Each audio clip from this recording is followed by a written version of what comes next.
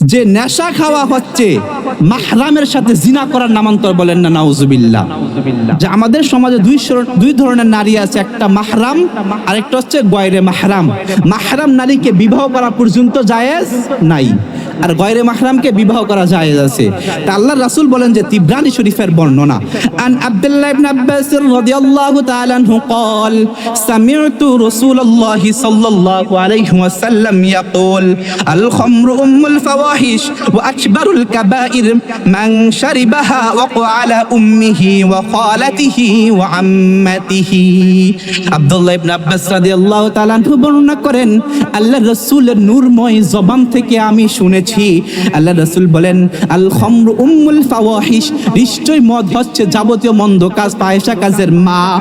ওয়া আকবারুল কাবাইরু, আর সবচেয়ে বড় পাপ হচ্ছে, সবচেয়ে বড় গুনাহ হচ্ছে মান শারিবাহা, যে ব্যক্তি মদ পান করলো কিংবা সেবন করলো, ওয়া আলা উম্মিহি ওয়া খালাতিহি ওয়া আম্মাতিহি, সে যেন তার নিজ মা, নিজ খালা, নিজ ফুফুর সাথে জিনা করলো, বলেন না নাউজুবিল্লাহ। যখন কোনো ব্যক্তি জিনা করে তখন তার ঈমান থাকে না, অর্থাৎ একটা ঈমানদার ব্যক্তি কোনোদিনও জিনা করতে পারে না। আর যদি মনে করেন যে এমন একটা ব্যক্তি যে 5 ওয়াক্ত নামাজ মসজিদে তাকবীরে উলার সাথে পড়ে, 5 ওয়াক্ত নামাজ জামাতে পড়ে, রমজানে রোজা রাখে, এমনকি প্রতিদিন 300 রাকাত তাহাজ্জুদ নামাজও পড়ে, করার পর যদি সে জিনা করে তাহলে বুঝতে হবে তার মাঝে ঈমান নাই, ঠিক কিনা বলেন মুসলমান?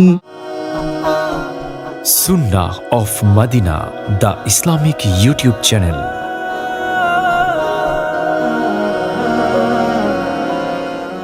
আসলে মদ শব্দের অর্থ কি? যে খম্র, আল্লাহ পাক রব্বুল আলামিন পবিত্র কোরআনে যে খম শব্দটি ব্যবহার করেছেন, এর আবিধানিক অর্থ কি? এর আবিধানিক অর্থ হচ্ছে যে আবৃত্ত করা, ঢেকে ফেলা।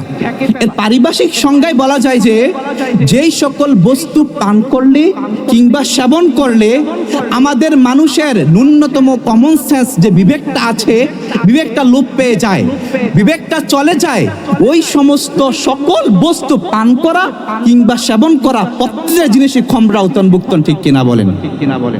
ভাইয়ের আমার, বন্ধুরা আমার, আল্লাহ রাসূলের একটা হাদিস যে মদ বা খম জিনিসটা কোথা থেকে আসে।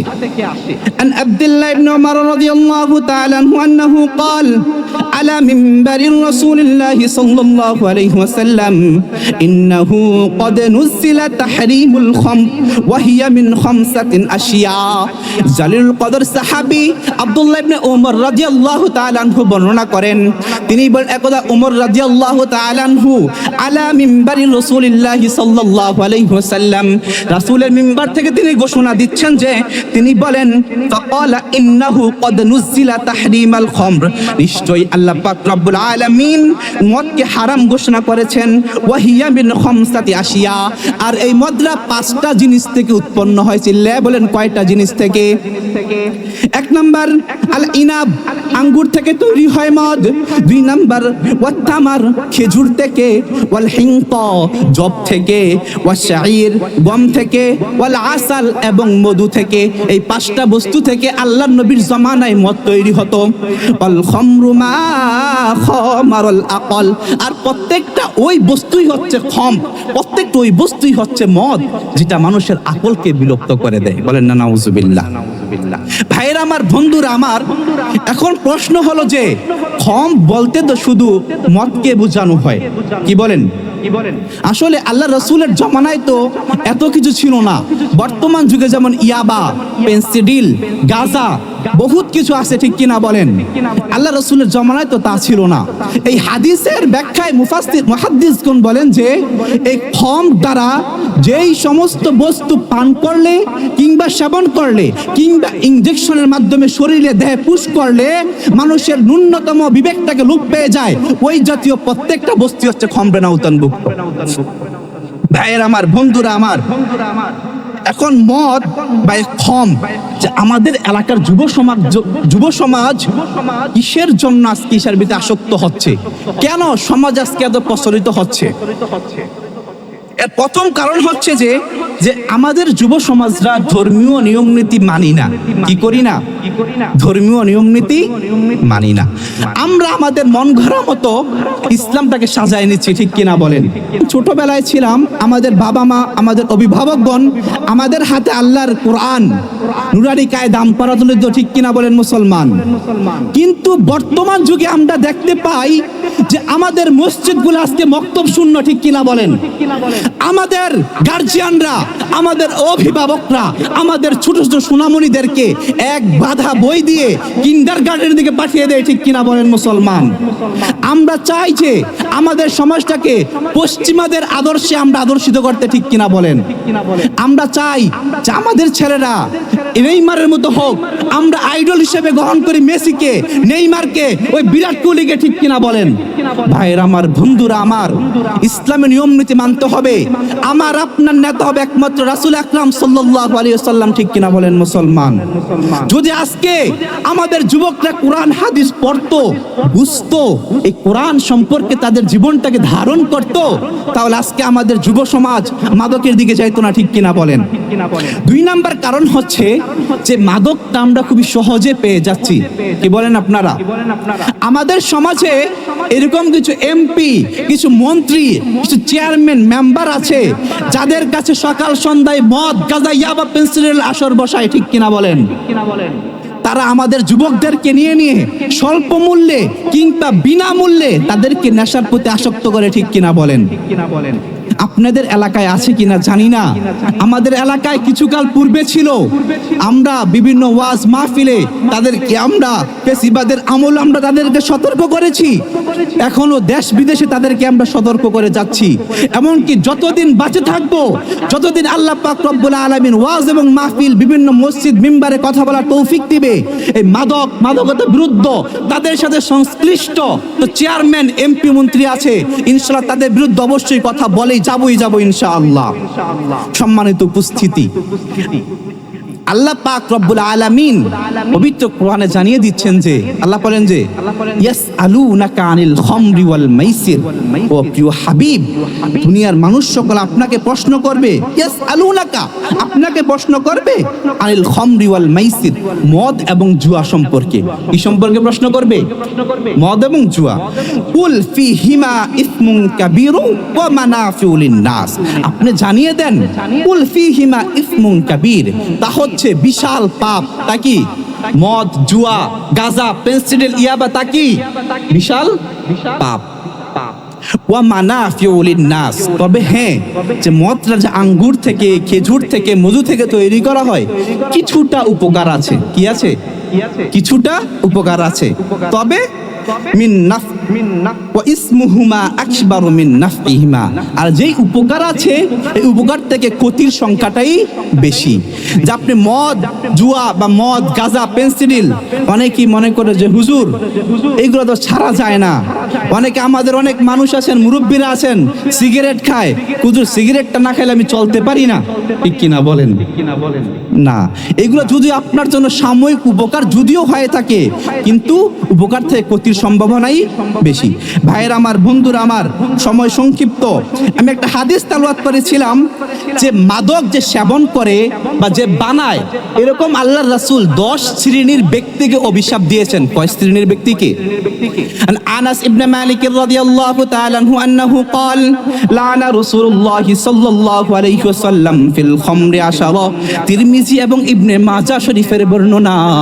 আনাস রাদিয়াল্লাহু তাআলা আনহু বলেন, আল্লাহর রাসূল সাল্লাল্লাহু আলাইহি ওয়াসাল্লাম বলেন যে মাদকের সাথে জড়িত 10 শ্রেণীর ব্যক্তির উপর 24 ঘন্টা আল্লাহর রাসূলের লানত। বলেন না নাউযুবিল্লাহ। লানতগুলা কারা? 1 নম্বর হচ্ছে আসিরহা, যেই ব্যক্তি মদ, গাঁজা, পেন্সিল, ইয়াবা বানায়। এরকম মানুষ সমাজে আছে নাকি নাই? যে ব্যক্তি বানায় তার উপর আল্লাহর রাসূলের অভিশাপ, আল্লাহর রাসূলের লানত, 1 নম্বর। 2 নম্বর হচ্ছে যে ওয়া মুতাসিরহা, যার তত্ত্বাবধানে বানায়, যে একজন তত্ত্বাবধানকারী থাকে, লিডার থাকে, ঠিক কিনা বলেন? যাকে আমরা গডফাদার নামে চিনি, ঠিক কিনা বলেন? 3 নম্বর ব্যক্তি রাসূলে বলতেছেন যে অশারিবাহা, যেই ব্যক্তি পান করে তার উপর আল্লাহর রাসূলের লানত। চার নাম্বার হচ্ছে যে হামিলাহা, যে বহনকারী ব্যক্তি, ওয়াল মাহমুলাতা ইলাই, পাঁচ নাম্বার হচ্ছে যার কাছে বহন করে নিয়ে যায়। ছয় নাম্বার হচ্ছে যে শারিব ওয়াসাকিয়াহা, যে ব্যক্তি পরিবেশন করে, মেসিয়ার সমাজে আছে নাকি নাই? একজনে খায়, আরেকজনে আনে, একজনে ঢেলে ঢেলে দেয়, ঠিক কিনা বলেন? ছয় নাম্বার। সাত নাম্বার বলতেছেন যে ওয়া বাইয়াহা, যে ব্যক্তি বিক্রি করে। আট নাম্বার হচ্ছে ওয়া আকিলা সামানিহা, এই বিক্রির পয়সা, এই বিক্রির টাকা, এই বিক্রির লভ্যাংশ যে বা যারা খায় বা ভক্ষণ করে। নয় নাম্বার হচ্ছে ওয়াল মুস্তাওয়া লাহা, আর যেই ব্যক্তি এই জিনিসপত্র তৈরি করার জন্য জিনিসপত্র লাগে, ওই জিনিসপত্র তৈরি করে, জিনিসপত্র কিনে এনে দেয়। আর 10 নম্বর হচ্ছে ওয়াল মুস্তাওয়া লাহা, আর এই মদের বিনিময়ে যা কিছু কি করা হয়, ক্রয় করা হয়। এই 10 শ্রেণীর ব্যক্তির উপর সদা সর্বদা আল্লাহ রাসূল লানত, বলেন না নাউজুবিল্লাহ। ভাইয়ের আমার, বন্ধুরা আমার, এই মদ, গাঁজা, ইয়াবা, পেনসিডিল সেবন করলে কিছু আমাদের কিছু ক্ষতি আছে। তার মধ্যে অন্যতম কিছু ক্ষতি আছে ইহকালীন ক্ষতি। আমরা যে দুনিয়ায় বাস করে, আমাদের দুইটা কাল। কয়টা কাল? একটা হচ্ছে ইহকাল, আরেকটা হচ্ছে পরকাল। যে আমরা মাদক দ্রব্য সেবন করলে আমাদের কিছু ইহকালীন ক্ষতি আছে। যেমন ইহকালীন ক্ষতির মধ্যে হচ্ছে যে ব্যক্তি মাদক সেবন করে সে ভ্রষ্টতার লক্ষণ, তার মধ্যে আমরা পথভ্রষ্টতা দেখতে পাই। যেমন হাদিসে আসে যে আল্লাহ রাসূল সাল্লাল্লাহু আলাইহি ওয়াসাল্লাম যখন মেরাজের রজনীতে গিয়েছেন, তখন তিনি বললেন যে সুম্মা উতিয়াত বিআনা আইনি ফি আহাদিহিমা লাবানুন ওয়া ফিল আখারি খামরুন, যে জিবরাইল আলাইহিস সালাতু ওয়াস সালাম আমার কাছে দুইটা পেয়ালা নিয়ে আসলো। একটা হচ্ছে মদের পেয়ালা, আরেকটা হচ্ছে লাবান, দুধের পেয়ালা। তো এনে বলল যে ফাকালা ইশরাব আইয়ুহুমা শিতু, ইশরাব, আপনি পান করুন, যেটা আপনার মন চায় সেখান থেকে আপনি পান করুন। ফাআখাযাতুল লাবান, আল্লাহ রাসূল বলেন যে আমি দুধটাকেই পছন্দ করলাম, বলেন না সুবহানাল্লাহ, দুধটা পছন্দ করলাম। ফাশারিবতুহু ফাকিলা আখাযাতিল ফিতরা, তো জিবরাইল পান করার পর জিবরাইল বলল আপনি খাসলত তো দিকটা, ভালো দিকটাই আপনি কি করেছেন, পছন্দ করেছেন। আমা ইন্নাকা লাউ আখাযাতুল খামর, যদি আপনি মদের বাড়িটাকে পছন্দ করতেন, গওয়াত উম্মাতুক, তাহলে আপনার উম্মতগণ পথভ্রষ্ট হয়ে যেত। আল্লাহ রাসূল সাল্লাল্লাহু আলাইহি সাল্লাম যদি দুধটাকে পছন্দ না করে মদটাকে পছন্দ করতেন, তাহলে কি হতো, আপনার উম্মতগণ পথভ্রষ্ট হয়ে যেত। এই হাদিস থেকে আমরা জানতে পারি যারা মদ সেবন করে বা মদের সংশ্লিষ্ট 10টা শ্রেণী, তাদের কোনো একটা শ্রেণীর সাথে সংশ্লিষ্ট থাকে, প্রত্যেকটা ব্যক্তি কি পথভ্রষ্টতা, ঠিক কিনা বলেন? তারপর হচ্ছে যে ব্যক্তি মদ সেবন করে, মাদক দ্রব্য সেবন করে, সেই ব্যক্তি মুমিন থাকে না, বলেন না নাউজুবিল্লাহ। বুখারী শরীফের বর্ণনা, আন আবি হুরায়রা রাদিয়াল্লাহু তাআলা আনহু আন্নাহু ক্বাল রাসূলুল্লাহ সাল্লাল্লাহু আলাইহি ওয়াসাল্লাম লা ইয়াজনি যানি হিনা ইয়াজনি ওয়া হুয়া মুমিন। আবু হুরায়রা রাদিয়াল্লাহু তাআলা আনহু বর্ণনা করেন, তিনি বলেন আল্লাহর রাসূল সাল্লাল্লাহু আলাইহি সাল্লাম ইরশাদ করেছেন, লা ইয়াজনি যানি হিনা ইয়াজনি ওয়া হুয়া মুমিন, যখন কোনো ব্যক্তি জিনা করে তখন তার ঈমান থাকে না। অর্থাৎ একটা ঈমানদার ব্যক্তি কোনোদিনও জিনা করতে পারে না। আর যদি মনে করেন যে এমন একটা ব্যক্তি যে 5 ওয়াক্ত নামাজ মসজিদে তাকবীরে উলার সাথে পড়ে, 5 ওয়াক্ত নামাজ জামাতে পড়ে, রমজানে রোজা রাখে, এমনকি প্রতিদিন 300 রাকাত তাহাজ্জুদ নামাজও পড়ে, পড়ার পর যদি সে জিনা করে, তাহলে বুঝতে হবে তার মাঝে ঈমান নাই, ঠিক কিনা বলেন মুসলমান? তারপরে আল্লাহ রাসূল বলেন যে ওয়ালা ইয়াসরিকু সারিকু হিনা ইয়াসরিকু ওয়া হুয়া মুমিন, কোন চোর মুমিন অবস্থায় চুরি করতে পারে না। যখন সে চুরি করবে বুঝতে হবে তার ভিতর ঈমান নাই। আল্লাহ পাক রব্বুল আলামিন তখনকার জন্য তার ঈমানটাকে ছিনিয়ে নিছেন, বলেন না নাউজুবিল্লাহ। 3 নাম্বার হচ্ছে যে ওয়ালা ইয়াশরাবুল খামরু হিনা ইয়াশরাবুহা ওয়া হুয়া মুমিন, আর কোন ব্যক্তি মুমিন অবস্থায় মাদক দ্রব্য সেবন করতে পারে না। ভাইয়ের আমার, বন্ধুরা আমার, তারপরে ক্ষতি হচ্ছে যে ব্যক্তি মাদক দ্রব্য সেবন করে তার নামাজ কবুল হয় না। তার কি হয় না? নামাজ কবুল হয় না।